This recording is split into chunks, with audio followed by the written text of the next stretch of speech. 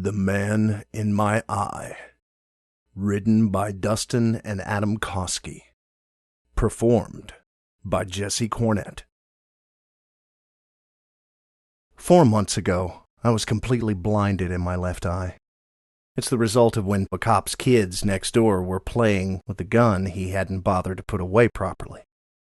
They shot a round through a window, across our yards, through my wall, and into the eye, where it destroyed the optic nerve in the socket so completely that they said they couldn't even put one of those new bionic eyes in there. I don't want anyone's pity anymore. I got way more than I ever needed after that, and odd as it might sound, for a while after the shooting, everything else went great for me. I got good medical coverage, no infections. Things went fine at work while I was away, and better when I came back, and a few investments I had made began to pay off in a big way. Things were looking up. That ended 2 months ago. I'd gone 2 months of what had been the left side of my vision just not being there, and was getting used to it. But slowly, I became aware there was a small, faint white patch in otherwise pure blackness. I was optimistic enough that I believed it meant that somehow, by some miracle or something, my vision was coming back. I took out the glass eye. Of course, there was no change in my vision in that socket, just a white spot in void. I didn't even intend to tell anyone since it seemed so benign it was bound to go away soon. It didn't. It grew so slowly that even though it never left my line of sight, it took a week for it to become clear what I was seeing. It was the pure, white face of a man, appearing as if he were emerging from pitch darkness into the beam of a spotlight aimed straight down. If I had ever seen this face before, I didn't recognize it. It was another week before the entire pale face could be seen, including ears and the top of his scalp.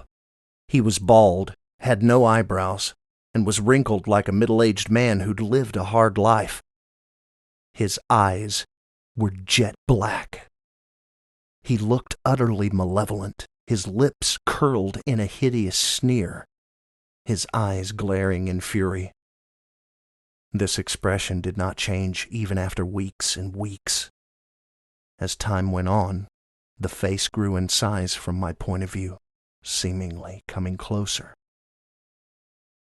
I told family, friends, psychologists, and doctors about this. I had not been losing my mind. I had not been under inordinate stress that would cause me to hallucinate. Blood tests, CAT scans, psych tests, you name them. All of them have told me that there's no reason I should be seeing this face with an eye that no longer functioned. I'm seeing it all the same. It doesn't matter what my other eye is seeing or what my mood is, it's there. Except at first when I was dreaming. That was my only relief from actually seeing that face, and naturally that went away. Who could look at something all day without dreaming about it? I've imagined all sorts of things a person who looked at me with such hate for so long would do to me. The face has come so close that it fills most of what my left eye would be able to see. I can see the pores on the face, the tiny wrinkles in its eyelids. It's a confrontational distance, actually close enough that it should be blurred if I saw it with my normal vision. Why is it approaching me? Is it just because I can see it? Does it need a reason? Has this been happening to anyone else? Is it the beginning of something new and widespread that no one would believe unless they saw it coming themselves? Well, I don't care about finding those answers anymore. I drove myself crazy asking questions, but that's all done. I haven't slept for days. I haven't felt alone and safe for weeks. But I've got an idea. The eye itself was destroyed, but there's still that optic nerve back there that connects to the brain. I know I will not be able to get a surgeon to help me with this. What I intend to do it is irrational and dangerous. But if it means not having to see that face ever again, one way or another, then I'm only hesitating long enough to write about this so people will understand what I was thinking if it goes wrong. I'll let you know soon. I hope. Update. It was painful and hard, but I did it.